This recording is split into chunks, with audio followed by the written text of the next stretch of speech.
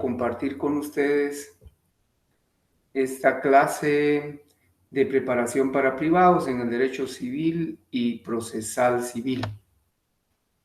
Es para mí, reitero, un motivo de alegría, una oportunidad que la Universidad Rural de Guatemala nos confiere para poder compartir experiencias, conocimientos que hemos adquirido durante nuestra vida profesional y que ahora con el beneplácito, con la satisfacción de que se nos tome en cuenta, compartimos con ustedes esta clase.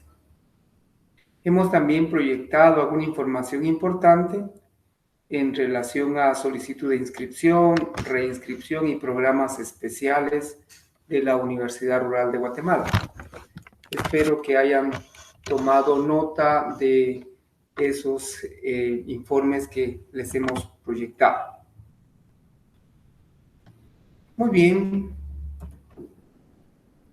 como en todas las clases nos planteamos metas, objetivos para procurar ir cumpliendo, y no solo cumpliendo, sino logrando que ustedes vayan actualizando sus conocimientos, que vayan reforzando todo eso que durante su preparación pues los ha motivado y que ahora pues tenemos la oportunidad de retroalimentar, y ese es uno de los objetivos de esta clase.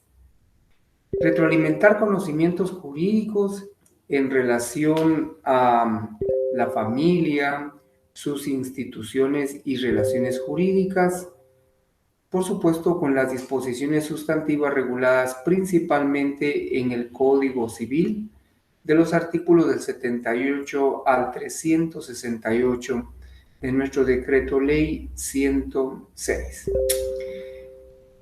Qué interesante realmente cuando empezamos a hablar de la familia, porque viene a nuestra mente una conceptualización moral, porque podemos ver a la familia desde ese ámbito, una conceptualización social, una conceptualización hasta política, jurídica, etc.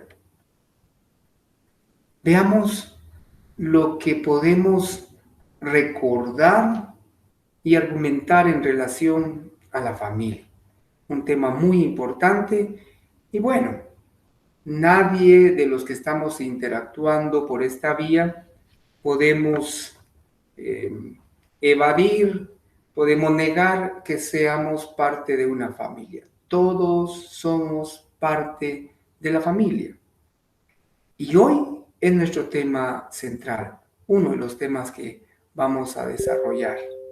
Veamos los contenidos entonces que vamos a enfocar e ir desarrollando durante el transcurso de nuestra clase.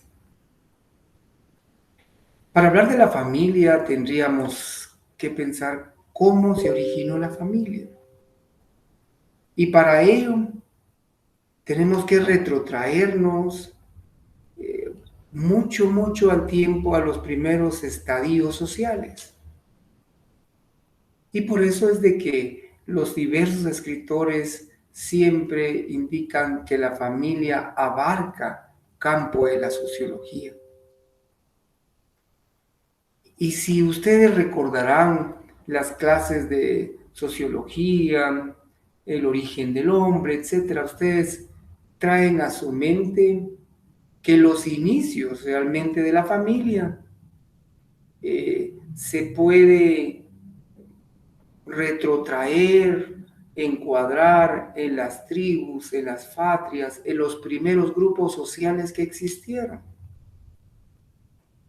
Pero, ¿será que existía familia como ese instituto, como ese sustantivo social, como ese sustantivo moral, como ese sustantivo jurídico? Veamos. Al principio no existía familia. Y no existía familia porque las relaciones o interrelaciones que se daban en esos grupos primitivos, en los estadios primitivos del hombre, eran de promiscuidad, era de un libertinaje sexual, era el compartimiento animalesco, poco reflexivo de los humanos. Podemos decir que se daban relaciones sexogenitales de todos contra todos, de mujeres con distintos hombres, de hombres con distintas mujeres, a lo que se le llama promiscuidad. Y así era la manera de desarrollo y permanencia de la humanidad en esa libertad sexual, en esa falta de organización, incluso falta de organización social y jurídica. No existía. Pero después de esa promiscuidad, de ese primer estadio del hombre, aparece lo que puede llamarse matriarcado. El matriarcado porque se caracteriza teniendo como centro, como base de la interrelación de un grupo al que podía ya dársele ciertos rasgos de familia. El matriarcado, o sea, alrededor de la madre se desarrollaba ese entorno.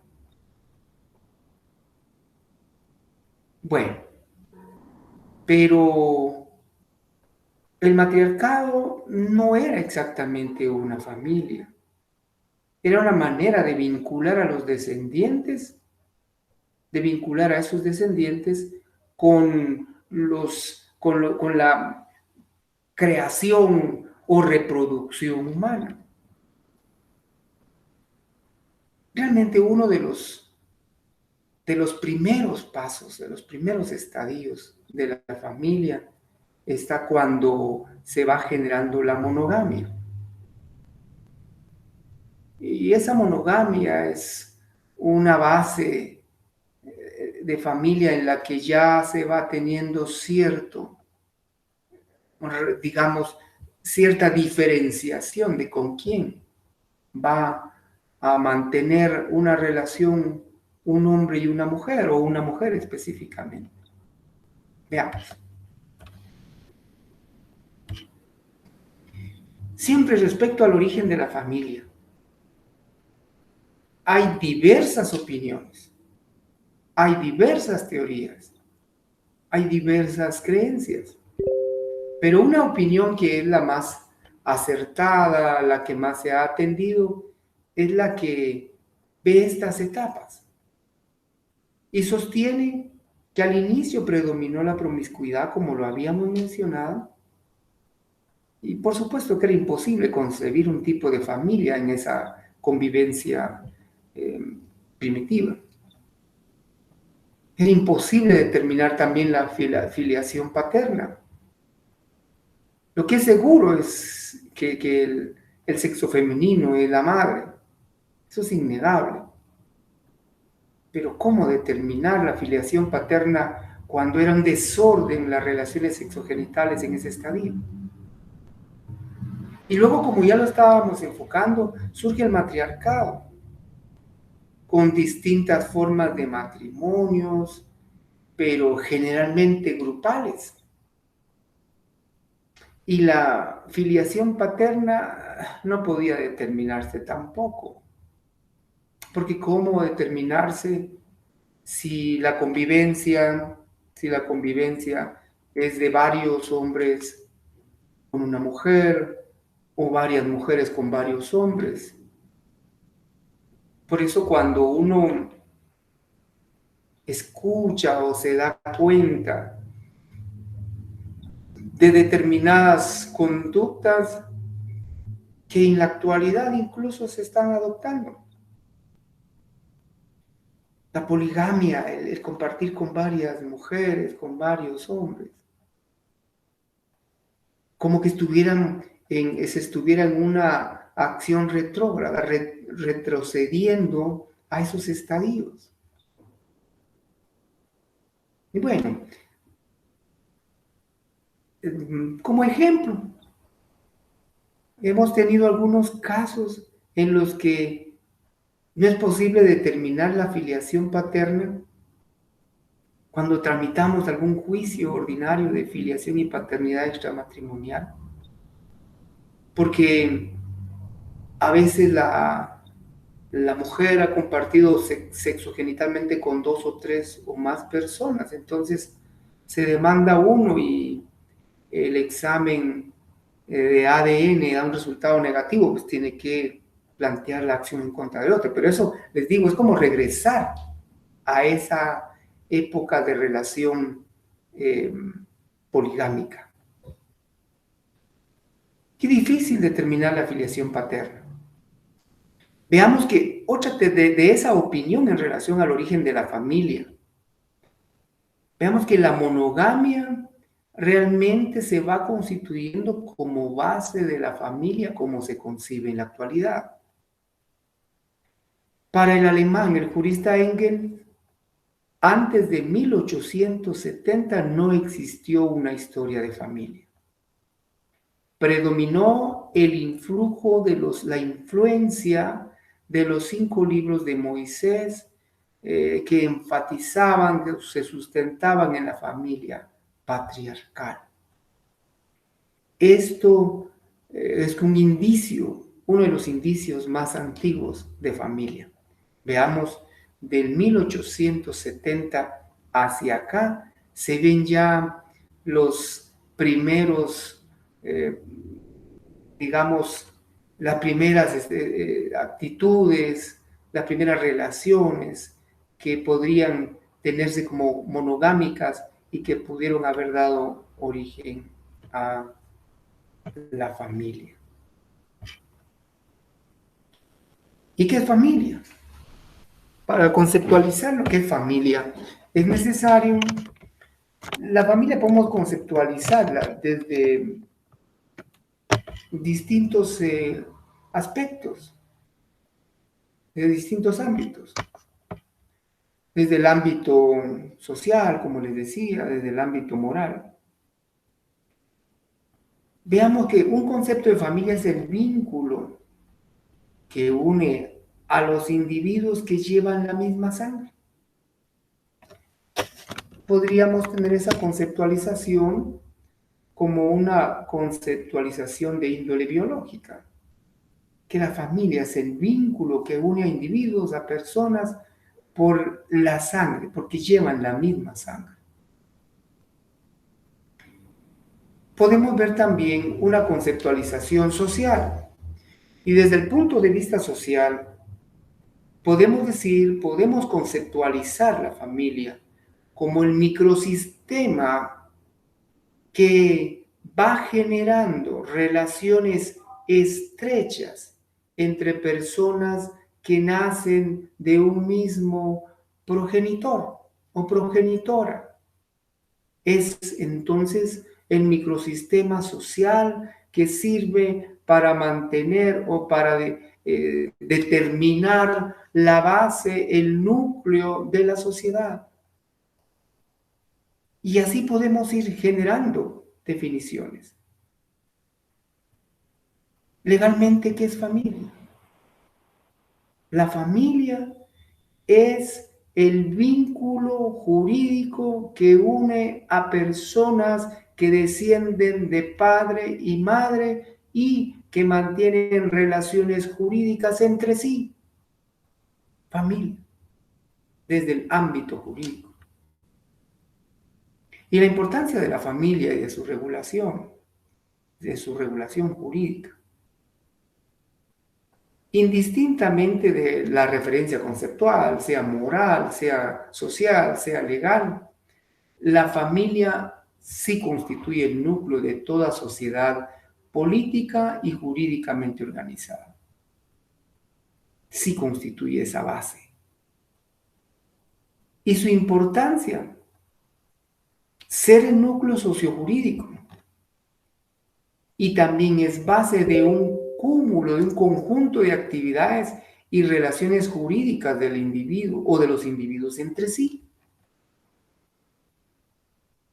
Por supuesto que son esas relaciones jurídicas que se derivan en gran manera de su círculo o de su vinculación familiar. ¿Será que existen relaciones? ¿Será que existen ese vínculo entre los individuos que conforman una familia? Claro que sí. Analice el suyo. ¿Cuál es la relación legal con sus padres? ¿Cuál es la relación moral? ¿Cuál es la relación social? Entonces, ¿verdad que es importante el estudio de la familia como tal? Pero veamos ahora, la naturaleza de las disposiciones legales relativas a la familia. Naturaleza de las disposiciones legales. Es decir, cuando hablamos de naturaleza, la razón de ser, el por qué, dentro de qué derecho se encuadra familia. ¿Será que la familia es parte del derecho público? ¿Será que la familia es parte del derecho privado? Hablamos en la clase anterior de esa diferenciación. Y también vimos algunas figuras jurídicas que generan duda en relación a es un encuadramiento en el derecho público o en el derecho privado. Pero veamos, ¿cuál es la naturaleza entonces de las normas legales relativas a la familia? Es discutible, es discutible. Mire, es discutible, pero o mejor dicho, escuche, es de derecho privado. El jurista, el filósofo Siku sostiene, vea, él dice que una cosa es el derecho público, otras disposiciones corresponden al derecho privado y según Siku, el derecho de familia debe tener o crearse en una rama distinta. Es decir, derecho privado, derecho público y derecho de familia, según Siku. Pero leyendo a Puig Peña, a Rogina Villegas, a otros escritores, descartan esa posibilidad de crear una tercera rama del derecho. Y coinciden realmente que el derecho de familia es parte del derecho privado.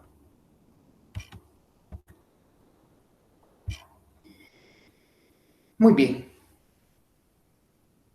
¿Podemos definir el derecho de familia? Sí. Conjunto de normas jurídicas, de principios, de doctrinas, de teorías que generan o que establecen la reglamentación, la regulación que media las normas que regulan las relaciones entre los integrantes los miembros de un núcleo social denominado familia. El derecho de familia son esas normas, son esos principios, son esas doctrinas. Pero, ¿se puede dividir? ¿Habrá una división del derecho de familia? Sí la hay. Hay varias divisiones. Aquí tengo algunas que se las voy a sugerir, que se las voy a proyectar. Según Gautama Fonseca, sostiene que el derecho de familia se divide en derecho de familia objetivo y en derecho de familia subjetivo. Que el derecho de familia objetivo también se divide en derecho de familia personal y derecho de familia patrimonial. Pero también divide el derecho de familia en derecho matrimonial y derecho de parentesco. Expliquemos cada uno, veamos cada uno. Cuando Gautama sostiene que el derecho de familia se divide en sentido objetivo, debe entenderse. El derecho de familia en sentido objetivo es el conjunto de normas que regulan el nacimiento, modificación y extinción de las relaciones familiares. Esa es la conceptualización del derecho de familia dividido en sentido objetivo. El derecho de familia en sentido subjetivo es el conjunto de facultades que pertenecen a la familia y a cada uno de sus miembros. Ese es el derecho subjetivo en el que se divide el derecho de familia. Veamos. El derecho de familia objetivo también se subdivide en derecho de familia personal y derecho de familia patrimonial. Y se entiende como derecho de familia personal a ese conjunto o a esas normas que rigen las relaciones entre familiares.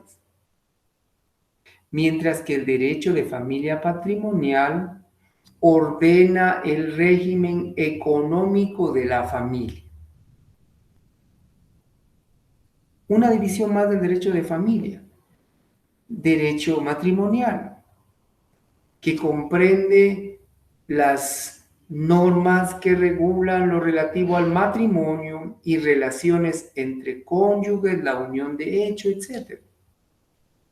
Mientras que el derecho de familia o derecho de parentesco incluye todas las normas que regulan la paternidad, la patria potestad, la filiación, la adopción, la tutela, el derecho de alimentos, las inscripciones en el registro civil, etc. Esas son algunas divisiones del derecho de familia.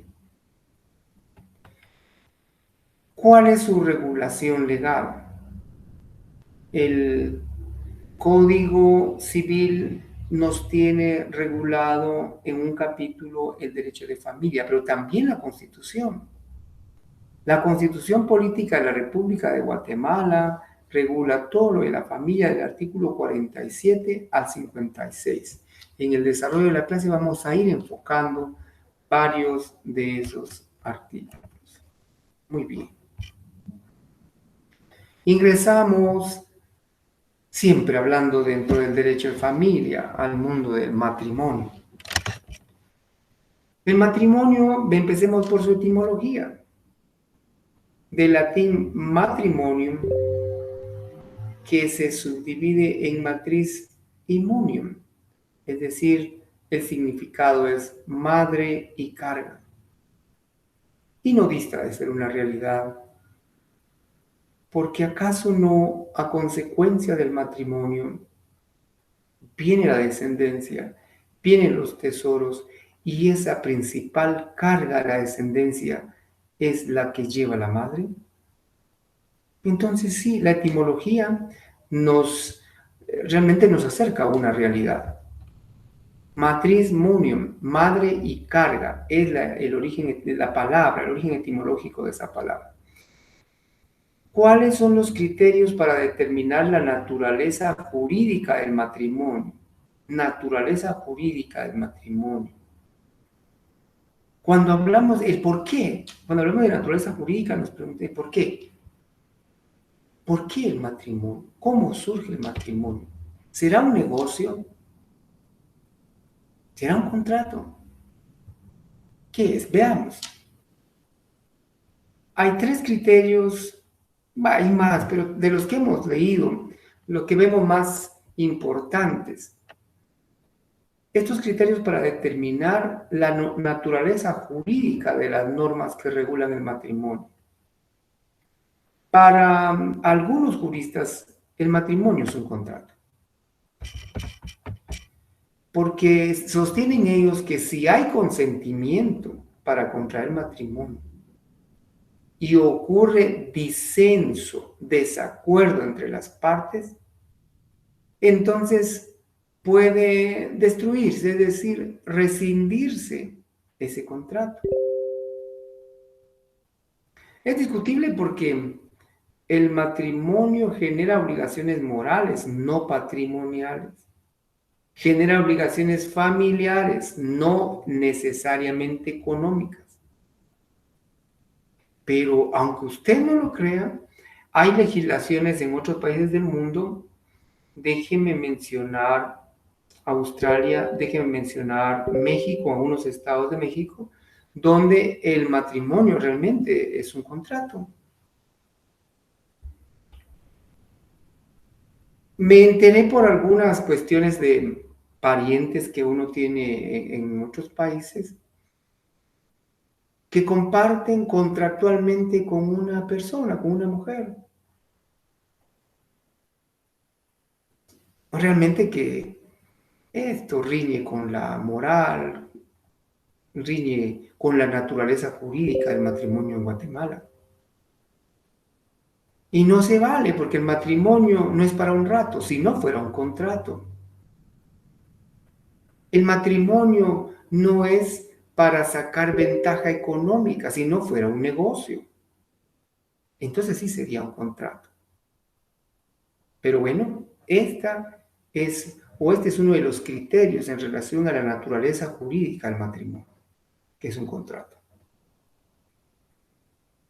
B.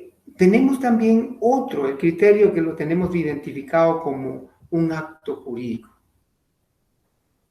Para algunos juristas, realmente el matrimonio solo se constituye en la formalización de una relación afectiva entre dos personas. Y dicen, bueno, si realmente lo que el papel hace solo es darle el sentido legal, darle el formalismo, cumplir con requisitos de algo que ya existe, que es el vínculo emocional, afectivo de una pareja. Por eso dicen que es un acto jurídico. Ahora bien, en Guatemala, el matrimonio conceptualizado como lo tenemos en el artículo 78 del Código Civil, no es ni contrato, no es ni negocio, no es un acto jurídico, es una institución social. Usted va a ir y va a tener su código civil y lo va a revisar y de repente esta jurisprudencia va a encontrar dependiendo qué tipo de código tenga. Pero el Código Civil en su artículo 78 regula que el matrimonio es una institución social por la que un hombre, un hombre y una mujer se unen legalmente con ánimo de permanencia. ¿Con qué finalidad? Para vivir juntos, procrear, alimentar a sus hijos y por supuesto, auxiliarse entre sí. ¿Ya ve lo moral? ¿Ya ve la naturaleza jurídica del matrimonio en nuestro país? Es institución social. Muy bien. El sustento constitucional del matrimonio. Podemos ir al artículo 47 de nuestra Constitución Política de la República de Guatemala. Y cuando usted ve el artículo 47 de la Constitución Política de la República de Guatemala, esta Carta Magna en esa norma recoge la trascendencia e importancia del matrimonio, porque regula, el Estado garantiza la protección social, jurídica y política de la familia y promoverá su organización de una vez está establecido sobre la base legal del matrimonio. En este artículo 47 de la Constitución Política de la República de Guatemala, nosotros encontramos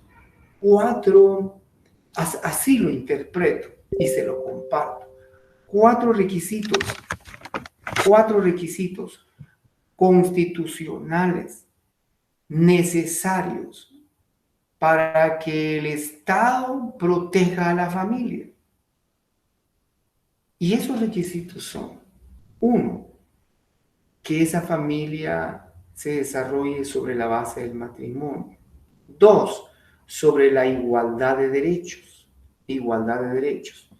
Tres, por la paternidad responsable, que debe imperar, que debe ser positiva, la paternidad responsable, y que debe definirse el número y espaciamiento de hijos. Cuando analizamos esta norma constitucional, vemos allí cómo la familia puede protegerse. Y claro que el Estado está obligado a proteger a la familia, pero también pone sus cimientos constitucionales para que se proteja al Estado. Jurídica, económica, política, etcétera, sustentado primero sobre la base del matrimonio, igualdad de derechos, paternidad responsable y número y espaciamiento de hijos. Qué interesante es ver que aparte del matrimonio, sobre cuya base van a proteger a la familia, está la igualdad de derechos. Y la igualdad de derechos es una necesidad vivencial en todo país y en el nuestro, no digamos. ¿Y por qué es necesario?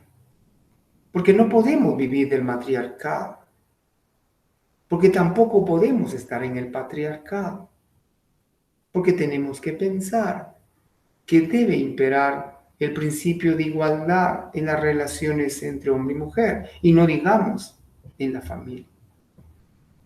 Igualdad de derechos.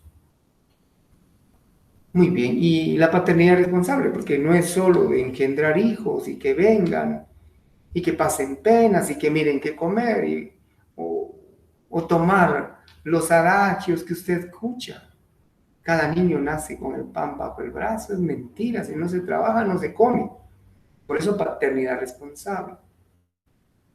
Y número y espaciamiento de hijos. Vea usted cómo la protección a la familia que la Constitución establece, dice, sí, vamos a proteger a la familia, pero igual, determinen el número y espaciamiento de hijos.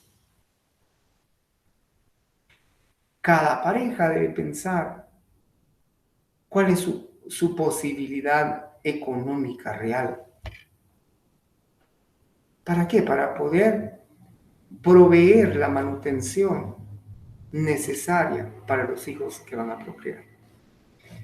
Bueno, y siempre hablando del matrimonio y hablando del contexto constitucional del mismo, hay necesidad de ver algunos impedimentos para contraer matrimonio. ¿Habrán impedimentos? Por supuesto que los hay.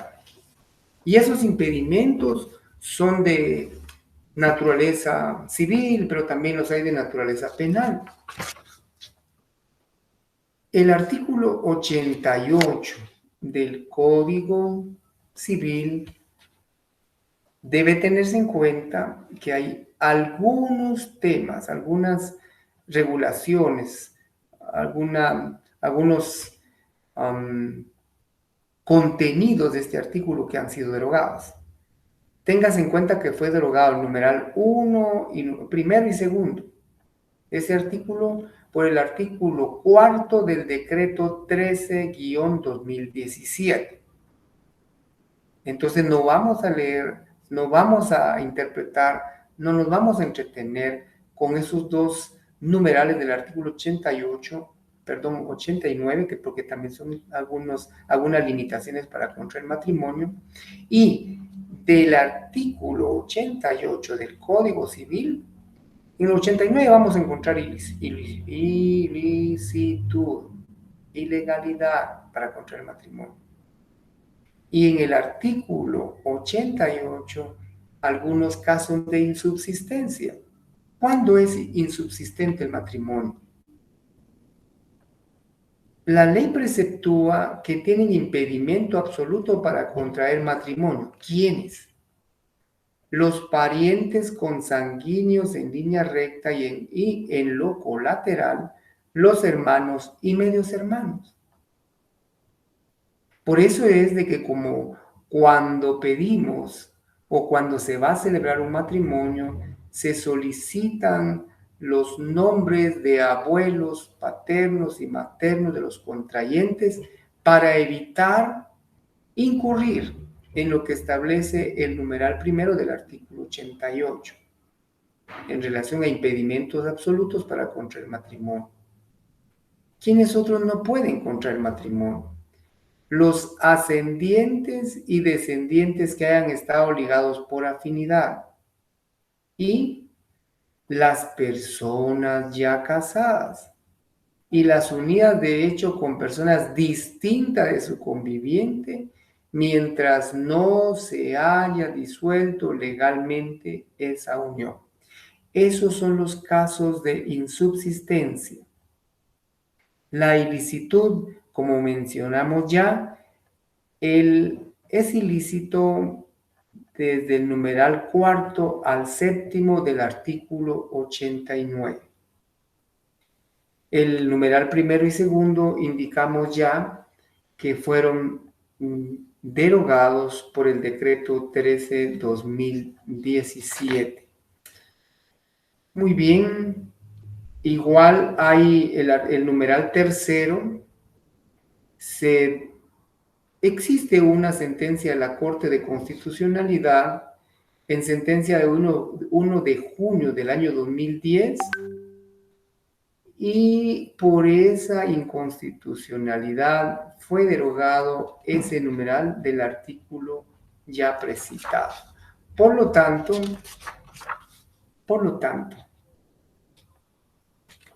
si vemos el artículo 89, tenemos que enfocarnos en el numeral cuarto al séptimo. Ilicitud del matrimonio. No podrá ser autorizado matrimonio entre quienes, del tutor y del protutor con sus descendientes, con las personas que estén bajo su tutela o protutela, del tutor o del protutor de sus descendientes con la persona que haya estado bajo su tutela o protutela, sino después de aprobadas y canceladas las cuentas de su administración. Y no podrá ser autorizado el matrimonio del que teniendo hijos bajo su patria potestad no hiciere inventario judicial de los bienes de aquellos, ni garantizare su manejo, salvo que la administración pasare a otra persona. Y también no podrá ser autorizado el matrimonio del adoptante con el adoptado mientras dure la adopción. Y no solo vemos esos casos de insubsistencia, también vemos algunas prohibiciones contenidas en el Código Penal. El artículo 226, y ahí sí voy a pedirles si tienen su Código Penal, por favor, a la vista o a la mano para que vean esas prohibiciones taxativas que la ley tiene en relación al matrimonio. Delitos, así está el acápite de esos o el encabezamiento de esas normas penales. De los delitos contra el orden jurídico familiar y contra el Estado civil. De la celebración de matrimonios ilegales. Matrimonio ilegal. Artículo 226. Quien contrajere segundo o ulterior matrimonio sin hallarse legítimamente disuelto el anterior, será sancionado con prisión de 1 a 3 años.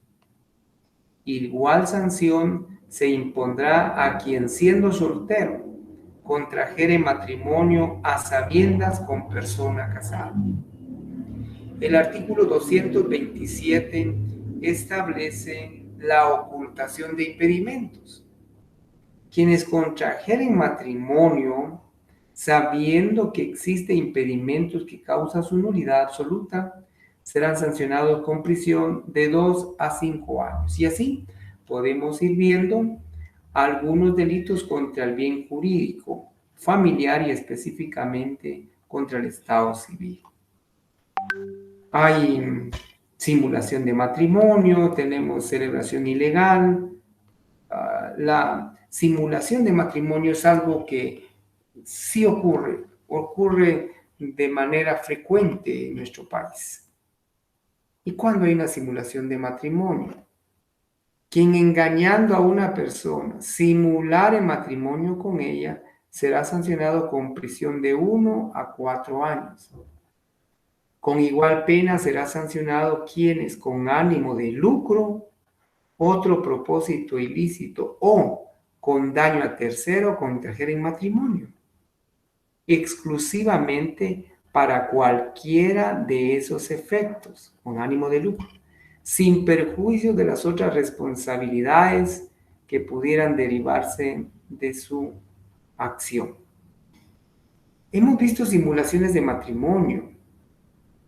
Conocimos de algún caso en una de la municipalidad, porque tampoco podemos mencionar el nombre, en la que celebraron el matrimonio, pero por un contubernio entre el esposo contrayente y el concejal que celebró el matrimonio, nunca enviaron aviso al registro respectivo.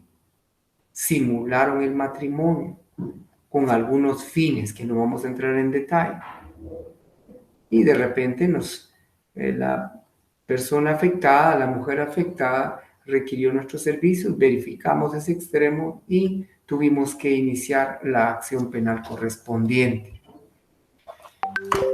Muy bien, ya hablamos entonces de algunos ilícitos o ilegalidades que pueden cometerse en relación al matrimonio, la ilicitud del matrimonio, sanciones que también las tenemos reguladas en el Código Civil. Veamos el artículo 90 y 91 del Código Civil para que no dejemos en el tintero este tema de las sanciones. Muy bien, sanciones. El Código Civil en su artículo 90 establece, si lo podemos tener a la vista,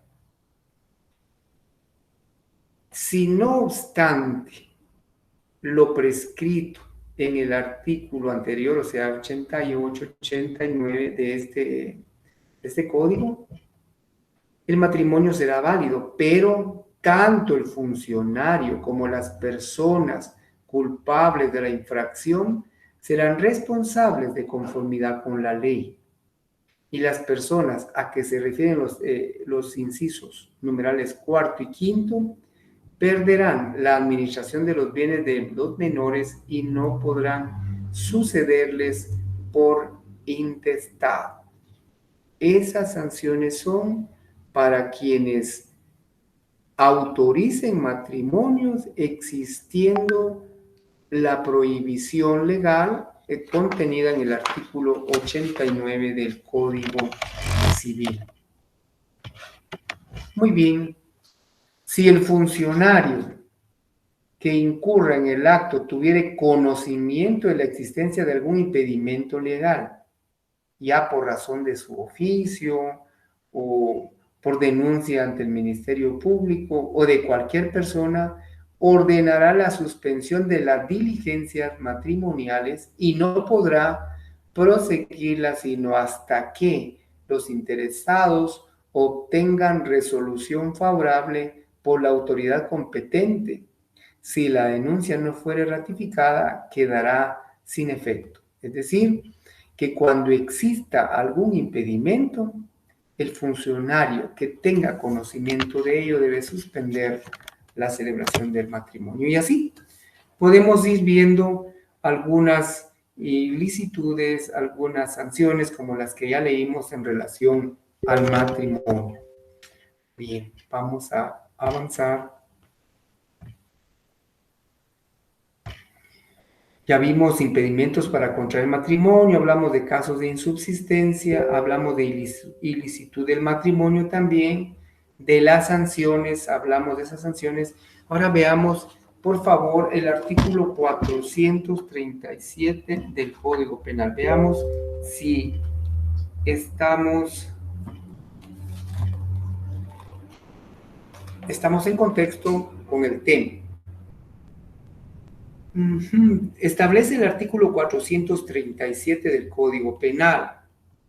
Responsabilidad del funcionario. El funcionario o ministro de culto debidamente autorizado que autorizare un matrimonio a sabiendas de la existencia de un impedimento que cause su nulidad absoluta será sancionado con prisión de 2 años a 6 e inhabilitación especial por el término que el tribunal fije, el que no podrá exceder de 6 años.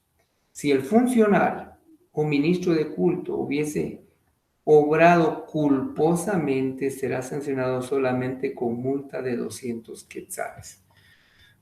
Que no hubo dolo, que no hubo mala intención de él, sino que no se enteró. No fue una acción premeditada para incumplir con determinados requisitos. Muy bien. Celebración del matrimonio, funcionarios que pueden autorizar. ¿Quiénes pueden autorizar un matrimonio? La Constitución Política de la República de Guatemala establece en su artículo 49 qué funcionarios pueden ayudar a celebrar un matrimonio. El matrimonio, según el artículo 49 de nuestra Carta Magna, el matrimonio podrá ser autorizado por los alcaldes, concejales, notarios en ejercicio y ministros de culto facultados por la autoridad administrativa correspondiente. Son los funcionarios que pueden celebrar matrimonio.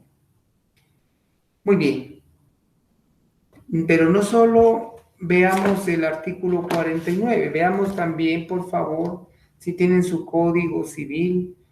Allí está establecido los funcionarios que pueden autorizar el matrimonio. Recordemos que el Código Civil realmente lo que hace es desarrollar disposiciones constitucionales en relación al mismo tema.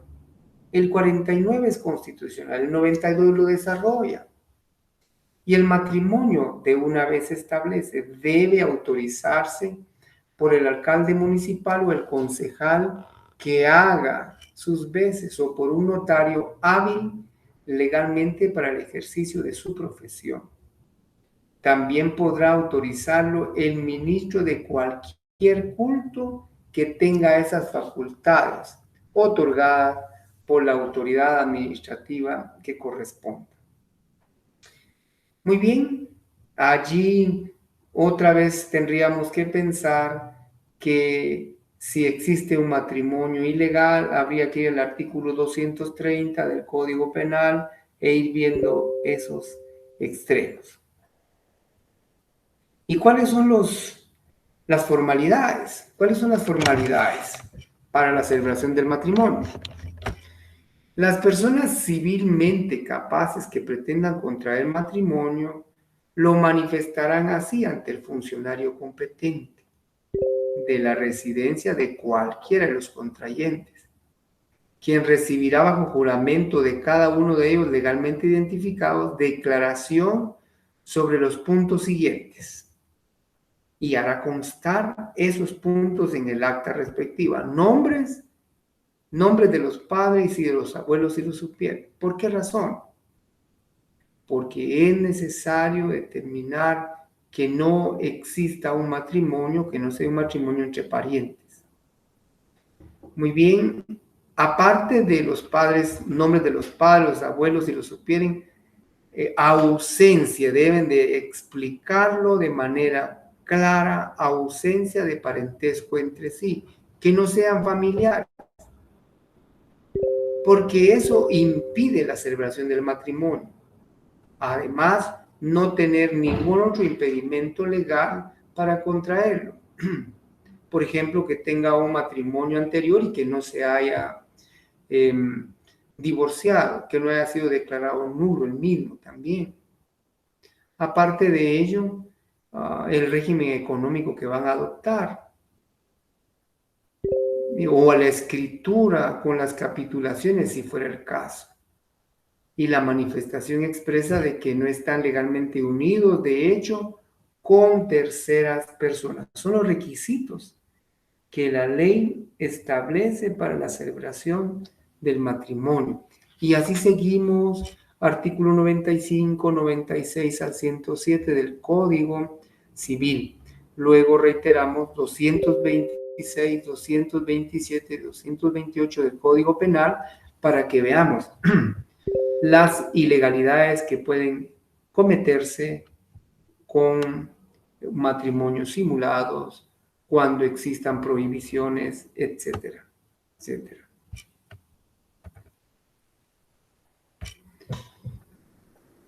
Veamos también el régimen económico del matrimonio, o sea, las capitulaciones matrimoniales. Cuando escuchemos capitulaciones matrimoniales, no están hablando del fin del mundo, es el régimen económico. Los pactos, los acuerdos que entre la pareja se dan o que se otorgan para determinar cómo van a manejar sus bienes dentro del matrimonio. ¿Y cuáles son realmente esos regímenes? Está la comunidad absoluta, es un régimen económico que puede adoptarse en el matrimonio.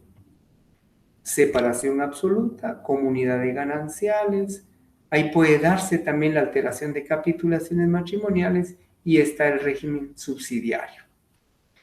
Comunidad absoluta, se van a casar en comunidad absoluta de bienes. Muy bien, cuando hablamos de esa comunidad absoluta de bienes, ¿qué significa? Vamos al artículo 122, por favor, si tiene su código civil, váyalo viendo. Es el régimen, el de comunidad absoluta, es el régimen de comunidad absoluta en el que todos los bienes aportados al matrimonio por los contrayentes o adquiridos durante el mismo pertenecen al patrimonio conyugal y se dividirán por mitad al disolverse el matrimonio. Bueno, comunidad que absoluta de bienes.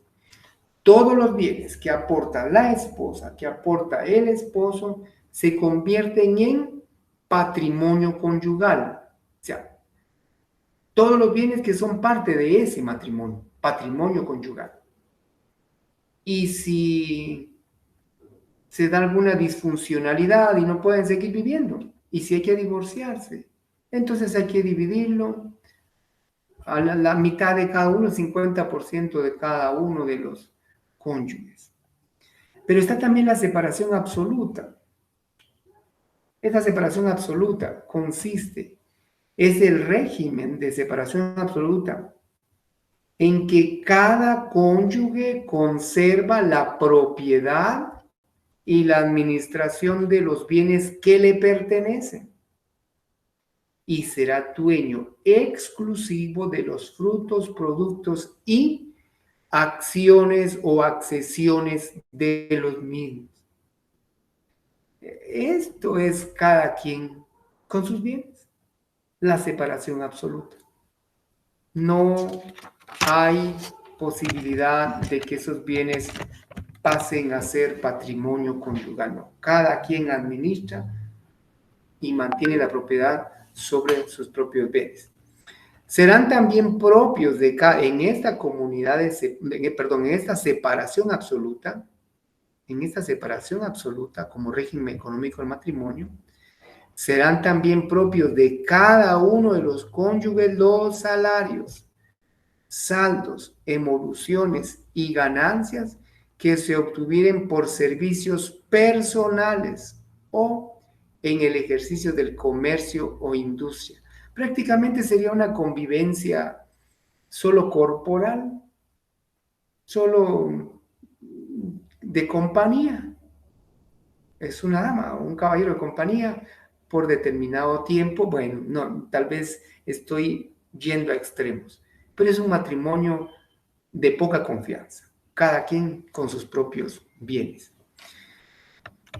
Muy bien, comunidad de gananciales, veamos ese artículo 124, usted puede analizarlo, puede revisarlo, y mediante el régimen de comunidad de gananciales, el marido y la mujer conservan la propiedad de los bienes que tenían al contraer el matrimonio y de los que adquieran durante él a título gratuito o con el valor de unos y otros, pero harán suyos por la mitad al disolverse el patrimonio conyugal de los bienes la siguiente descripción.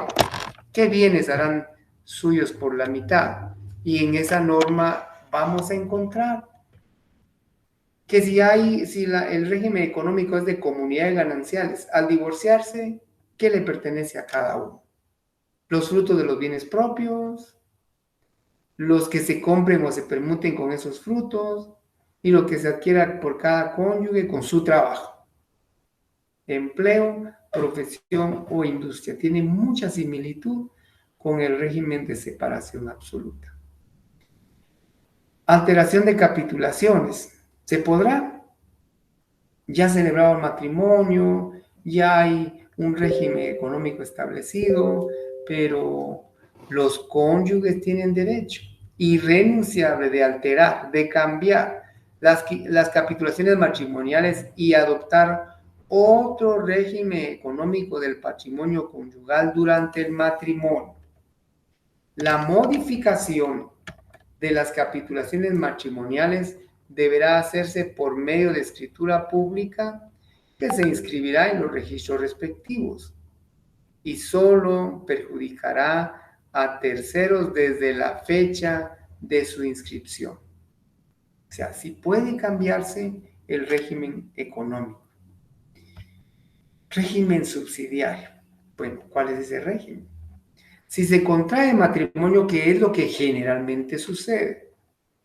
Al contrario un matrimonio, las parejas difícilmente han platicado, han consensuado el régimen económico. Ellos lo que quieren es amor, es lo que quieren es empezar a convivir de manera conjunta. Y alguna que otra plática han tenido sobre la manera en que van a sobrevivir, sobre el cuidado de los hijos, etcétera, pero que tengan una definición clara de cómo van a administrar sus bienes y los bienes que vayan generando como patrimonio conyugal, eso casi nunca, en la mayoría, de unos 90-95% de casos, no es preocupación de los contrayentes. Por eso surge el régimen subsidiario. Y cuando se celebra el matrimonio, el notario, si no existe ninguna especificación en cuanto al régimen económico por parte de los contrayentes, debe anotar, a falta de capitulaciones sobre los bienes, se entenderá contraído el matrimonio bajo el régimen de comunidad de gananciales. Es un régimen, como bien lo establece la ley subsidiaria, a falta de otros regímenes ya establecidos, ya negociados, ya pactados, pues entonces se aplica el de comunidad de gananciales. Muy bien, y hablar de insubsistencia y nulidad del matrimonio, vimos ya cuando es insubsistente. ¿Puede darse una nulidad absoluta? Por supuesto que sí. Luego, cuando existe una nulidad absoluta, no opera la prescripción. Y veamos cuándo puede darse una nulidad absoluta. Y eso podríamos tenerlo en consideración si vemos, por ejemplo, un matrimonio entre parientes consanguíneos.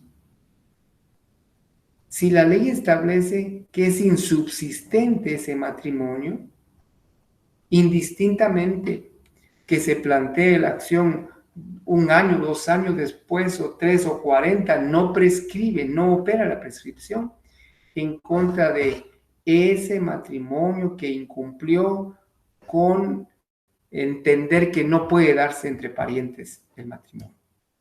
Y luego está también la anulabilidad del matrimonio, o sea, la nulidad relativa, por adolecer de algún vicio, pero se puede revalidar, o sea, se puede corregir si es una nulidad relativa.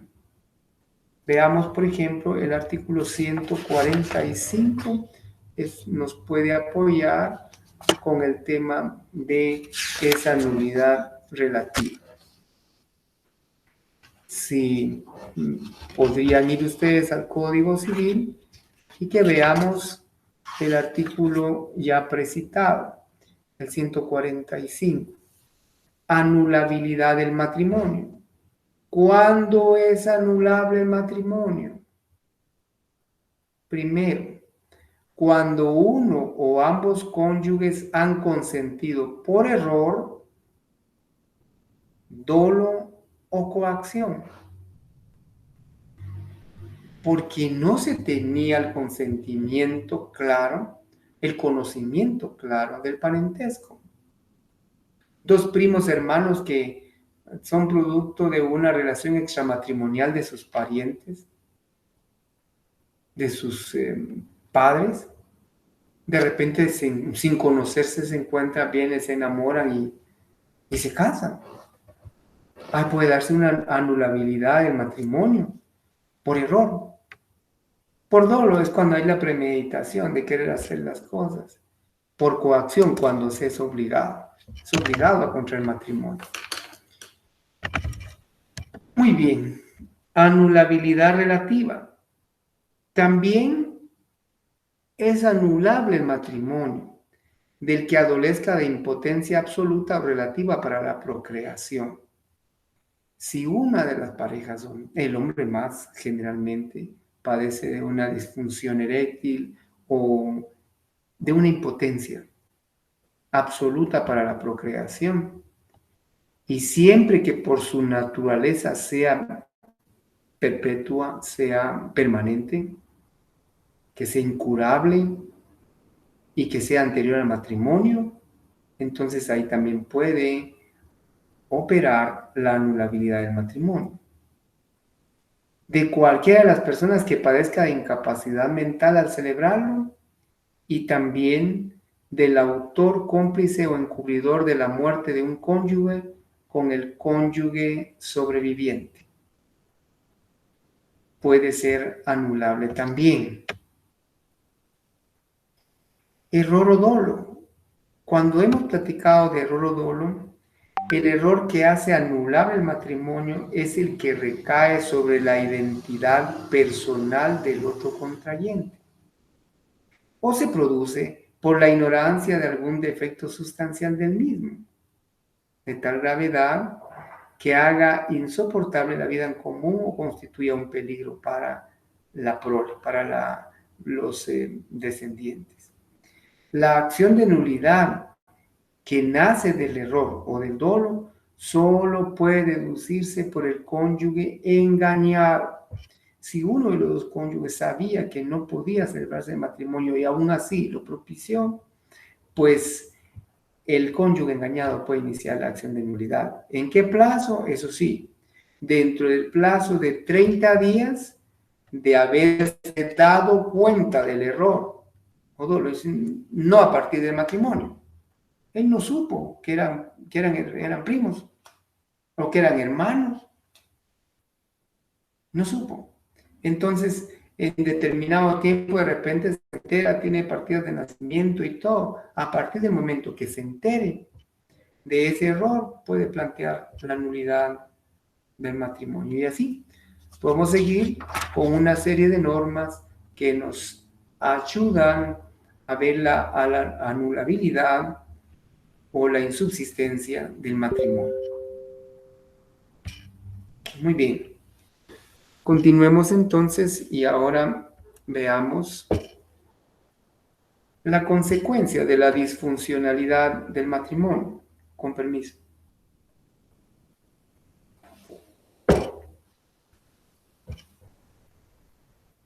¿Qué es la separación y qué es el divorcio? Realmente La separación es la interrupción de la vida conyugal por conformidad de las partes o por fallo judicial, sin que quede extinguido el vínculo matrimonial. La institución en virtud de la cual se rompe o disuelve de forma plena, absoluta y definitiva el lazo matrimonial de una nupcia legítimamente contraída o contra la que no se ha promovido impugnación dejando a los esposos en libertad de contraer nuevo matrimonio. Bueno, sencillo. Separación, interrupción de la vida conyugal. ¿De acuerdo o en conflicto? Divorcio no es más que extinguir el vínculo matrimonial, dejar sin efecto el vínculo matrimonial. Eso es divorcio. ¿Y cuáles son los supuestos que tenemos que ir viendo? Hay una serie de normas que nos ayudan a ver, pero el artículo 153 del Código Civil establece que el matrimonio se modifica por la separación y se disuelve por el divorcio. ¿Cómo pueden separarse y divorciarse las personas? Las parejas, los cónyuges. Las personas pueden separarse y podrá declararse el divorcio. Uno, por mutuo acuerdo de los cónyuges. Dos, por voluntad de uno de ellos mediante causa determinada. La separación o divorcio por mutuo acuerdo de los cónyuges no podrá pedirse sino después de 1 año contado desde la fecha en que se celebró el matrimonio. Entonces no puede iniciarse la acción, un juicio ordinario de separación. No se puede iniciar a menos que haya transcurrido más de 1 año del matrimonio. De igual manera, el divorcio, solo 1 año después de haberse contraído. La norma realmente establece las formas realmente de divorciarse y separarse. La separación simultánea. Pueden acudir los cónyuges al juzgado a manifestar su punto de vista o la decisión que han tomado y ahí trabajan la separación de cuerpos, atendiendo el plazo que indicamos. Ahora bien, y para divorciarse, ¿cuáles son las causas para obtener la separación o el divorcio? El artículo 155 del Código Civil describe todas esas causas. La primera, la infidelidad. Pero ¿cómo probar la infidelidad? Hay varias formas, pero la forma más científica, más legítima, es cuando la esposa o el esposo han procreado un hijo con pareja distinta y está reconocido. Esa es una prueba evidente de infidelidad. Otra causal, los malos tratos, las riñas, las disputas continuas, la injuria, ofensas al honor, la conducta que haga insoportable la vida en común entre la pareja. Esas son algunas causas y así el artículo 155 describe todas las causas. Tenemos allí el artículo, el numeral tercero de ese artículo, que habla del atentado de uno de los cónyuges en contra de la vida del otro. El numeral cuarto es bien importante. Frecuentemente sirve de causal de divorcio. La separación o abandono voluntario de la casa conyugal o la ausencia inmotivada por más de 1 año. La separación debe probarse documentalmente. La separación. Y por eso dijimos que hay formas de hacer constar esa separación de los cónyuges.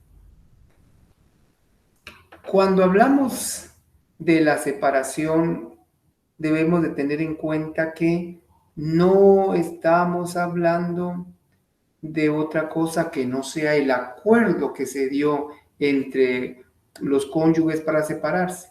Pero después de esa separación, después del plazo que la ley establece, más de un año puede estar separado, ya puede tomarse como causa para el divorcio.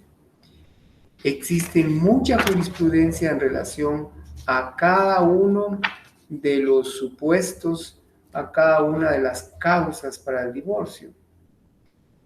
También otra causa del divorcio es el hecho que la mujer dé a luz durante el matrimonio a un hijo concebido antes de su celebración, siempre que el marido no haya tenido conocimiento del embarazo antes del matrimonio. Bueno, puede ser harina de otro saco, pero por eso es una causa de divorcio. Una causal que desafortunadamente en países como el nuestro puede darse la incitación del marido para prostituir a la mujer o corromper a los hijos. Y se ha dado muchas veces porque el esposo, el cónyuge varón, tiene inclinación por determinadas actividades o vicios alucinógenos, o drogas.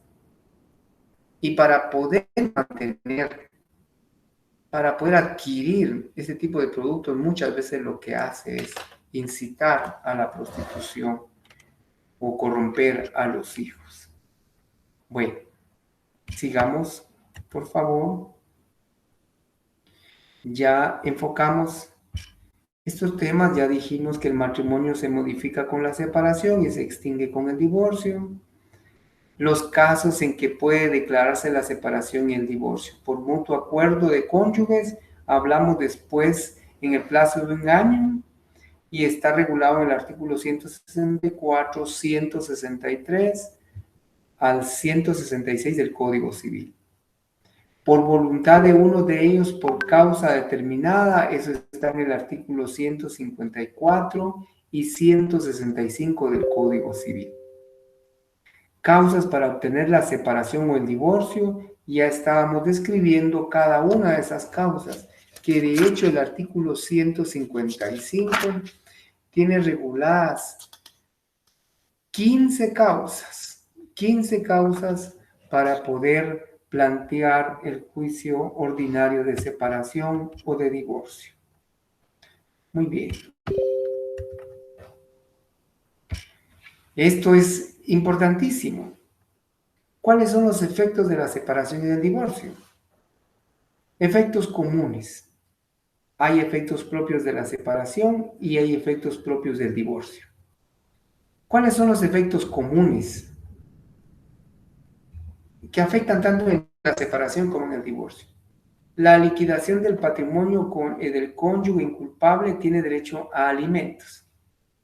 Suspensión o pérdida de la patria potestad si fue motivo de acción procesal. Ok. Liquidación del patrimonio es uno de los efectos, específicamente en el divorcio. Que sean efectos comunes, prefiero que leamos la norma 159 para no salirnos del contexto jurídico. Efectos de la separación y el divorcio. Son efectos civiles comunes de la separación y del divorcio lo siguiente: la liquidación del patrimonio conyugal, los bienes, esos bienes que fueron obteniéndose dependiendo del régimen económico, se pueden liquidar. El derecho de alimentos a favor del cónyuge inculpable en su caso. Si en un divorcio por causal determinada la mujer es demandada por un esposo que es el esposo quien abandonó la sede conyugal, significa que a la esposa le subsiste el derecho de pensión alimenticia porque no fue la culpable de esa causa. Tercero, la suspensión o pérdida de la patria potestad cuando la causal de separación o divorcio la lleve consigo y haya petición expresa de parte interesada. Suspensión o pérdida de la patria potestad.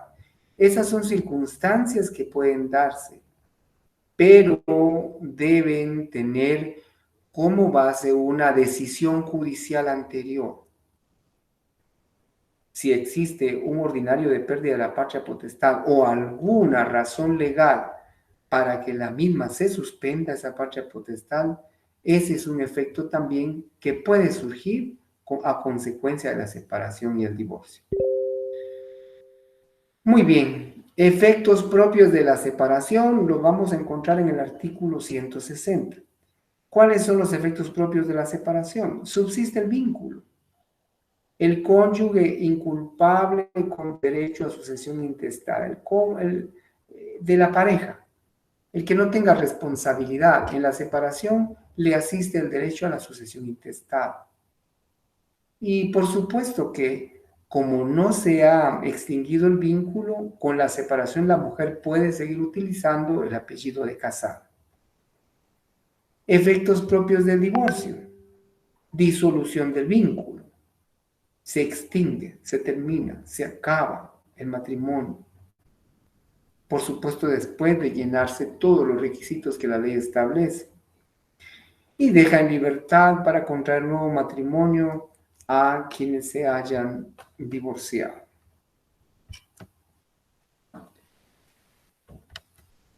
Y la unión de hecho.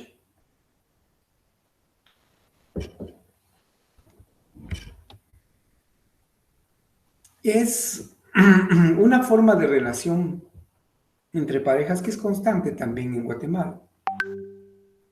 Y se define como la institución social por la que un hombre y una mujer con absoluta libertad de Estado se juntan, se unen maridablemente sin estar casados entre sí, con el propósito de ¿qué? De tener un hogar, una vida en común, dice más o menos duradera, cumpliendo con fines similares a los del matrimonio: procrear, alimentar, educar a sus hijos y auxiliarse entre sí, que son los fines del matrimonio. Y con el plazo mínimo y condiciones para que goce de la protección legal, la unión de hecho. Sigamos. ¿Cuándo procede la unión de hecho? 1. Que la pareja tenga capacidad para contraer matrimonio. Es decir, que no tenga los impedimentos. Que sea una pareja que también pueda contraer matrimonio. 2. Puede declararse por ambos ante el alcalde o notario. O sea, la pareja puede ir con el alcalde o el notario y decir: vamos a declarar nuestra unión de hecho. Pero también puede solicitarse el reconocimiento judicial de esa unión de hecho. Para ello, hay que tener el sustento legal. Y si hablamos de la unión de hecho, el Código Civil lo establece. ¿Cuándo procede declararla realmente? La unión de hecho de un hombre y una mujer con capacidad para contraer matrimonio puede ser declarada por ellos mismos ante el alcalde de su vecindad o notario para que produzca efectos legales, siempre que exista hogar. Es la condición sine qua non que veremos. Y la vida en común se haya mantenido constantemente por más de 3 años ante sus familiares, sus relaciones sociales, cumpliendo los fines de procreación, alimentación y educación de los hijos y, por supuesto, el auxilio entre sí. Lo tenemos bien relacionado en la diapositiva. Condictio sine qua non, que exista hogar, vida en común constante. Plazo para ser declarado 3 años, como ya lo dijimos, ante familiares y relaciones sociales. Y por supuesto cumplir esos fines de procreación, alimentación, educación y el auxilio recíproco. Me detengo un momentito con el auxilio recíproco. Realmente, cuando recuerda usted el artículo 78 del Código Civil, donde está definido el matrimonio como esa institución social, y yo recuerdo que dije entre un hombre y una mujer, porque gracias a Dios, en nuestro país aún se mantiene, no ha cambiado y espero en Dios no cambie esa disposición, un hombre y una mujer. Porque qué complicado sería celebrar el matrimonio entre 2 hombres, 2 con bigote y quién es quién. No. La ley establece institución social por el cual un hombre y una mujer se unen legalmente con ánimo de permanencia. Pero al final dice auxiliarse entre sí. Esa parte del supuesto jurídico que estoy refiriendo, lo que hace es generar un compromiso moral, un compromiso social, un compromiso legal para que los esposos, en casos de necesidad, cuando ya el tiempo de convivencia matrimonial sea mucho, o incluso pues reciente, pero sea alguna circunstancia adversa para alguno de ellos, su compromiso es auxiliarse, ayudarse, tenderse la mano, no ignorarse. Esta también aplica para la unión de hecho. Y eso lo encontramos desde el artículo 173 hasta el artículo 189. Veamos ahora el parentesco. Parentesco es la relación entre sujetos que descienden unos de otros o de un tronco común y comparten una misma carga genética. Parentesco. Pariente, relación entre sujetos que descienden unos de otros de un tronco común y comparten una misma carga genética, o sea, una misma sangre, digámoslo en español. Clases de parentesco: consanguinidad, afinidad y civil. ¿Cuáles son las clases de parentesco? Consanguinidad, afinidad y civil. El parentesco por consanguinidad se da incluso dentro del 4º grado, descendiendo de un mismo progenitor. Parentesco por afinidad se da dentro del 2º grado. Une un cónyuge con el otro y sus parientes consanguíneos. Y el parentesco civil nace a consecuencia de la adopción y solo existe entre adoptante y adoptado. Muy bien, los cónyuges son parientes, pero no forman grado. Estamos ahora con el parentesco, entonces es relación biológica y jurídica entre descendientes unos de otros y de un tronco común. Muy bien, paternidad, maternidad y filiación. La filiación es el vínculo de carácter biológico y jurídico existente entre los padres, las madres y los hijos, o bien entre uno solo de aquellos y estos, que tienen su origen en la concepción natural de la persona humana y que al estar declarado en forma legal hace derivar entre los mismos diversos derechos y obligaciones recíprocas. Paternidad, maternidad y filiación. Importante es que veamos nosotros que la maternidad se presume. Y hasta en broma a veces decimos, la paternidad es por fe. Que la madre está segura. 100 veces, 100%, 1000% segura. Es progenitora. ¿Y el padre? Por eso dicen algunos juristas hasta en broma, el padre lo es por fe. Pero aquí, volvamos. La maternidad se presume y declara con el parto. No hay duda. Hubo parto, hubo maternidad, se presume que es hija de quien parió. ¿Dio a luz? No, no, no, no. Dio a luz no porque no es de Oxa, no es el INDE, no, no, no, no. Es parir. Así, incluso en la Biblia dice, parirás tus hijos con dolor. Muy bien. El marido es padre del hijo concebido durante el matrimonio, aunque éste se haya declarado insubsistente, nulo o anulable. Pero cuando se presume concebido el hijo, se presume eso si el hijo nacido después de 180 días de la celebración del matrimonio o de la reunión de los cónyuges legalmente separados. Y también se presume el hijo nacido dentro de los 300 días siguientes a la disolución del matrimonio. Entonces, pero si vemos la diapositiva, hay una razón clara. La maternidad se presume, pero la paternidad debe probarse. Muy bien. Normas de la paternidad y la filiación. Presunción de paternidad, ya lo indicamos y podemos encontrarla en el artículo 199 y 222. La impugnación de paternidad. ¿Se puede impugnar la paternidad? Claro que sí. ¿Cuándo?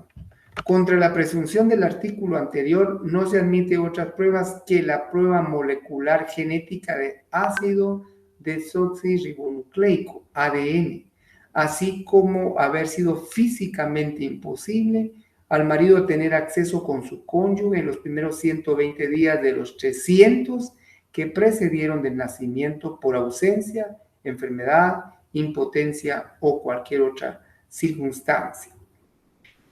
El nacido, impugnación por el marido, el nacido dentro de los 180 días siguientes a la celebración del matrimonio, se presume hijo del marido si éste no impugna su paternidad. La impugnación no puede tener lugar, uno, si antes de la celebración del matrimonio tuvo conocimiento de la preñez.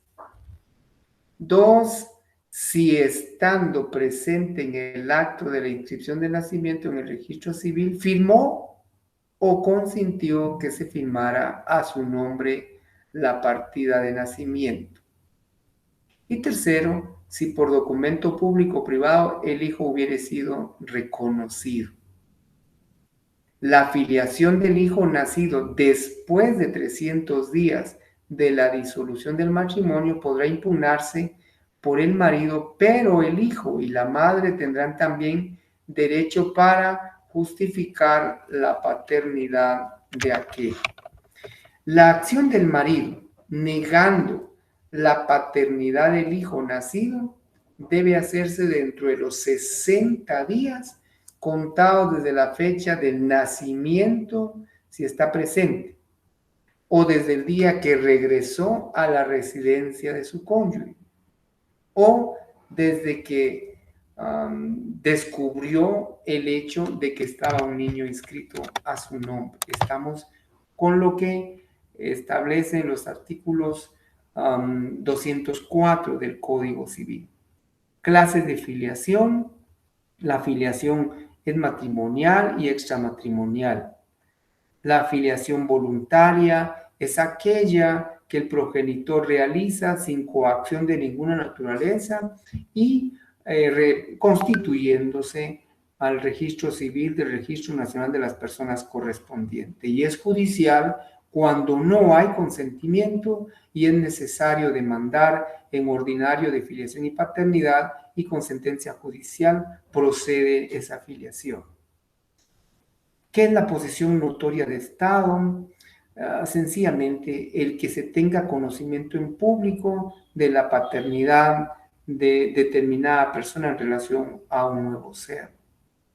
La filiación post-mortem del padre Eso se da cuando por cualquier circunstancia fallece el progenitor, entonces da opción a la filiación después de su fallecimiento. Y la acción de filiación solo podrá entablarse en vida del padre o de la madre contra quien se dirija, salvo en los siguientes casos.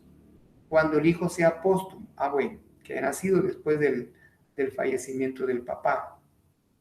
Y así tenemos las normas que van regulando lo relativo a la filiación.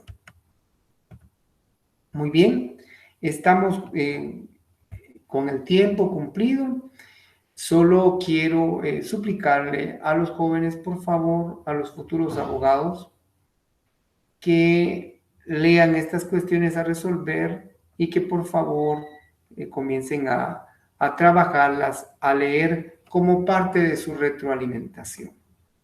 Muy bien, hemos llegado a la terminación de nuestra clase. Gracias por su paciencia. Es una forma de ir actualizándolos con los contenidos sustantivos del derecho de familia que básicamente hemos abarcado como objetivo en esta tarde. Dios los bendiga a todos, Dios los guarde y por favor sigan esforzándose, que todo sacrificio tiene su recompensa. Bendiciones y nos escuchamos y me ven la próxima semana. Buena tarde, copien su tarea, por favor.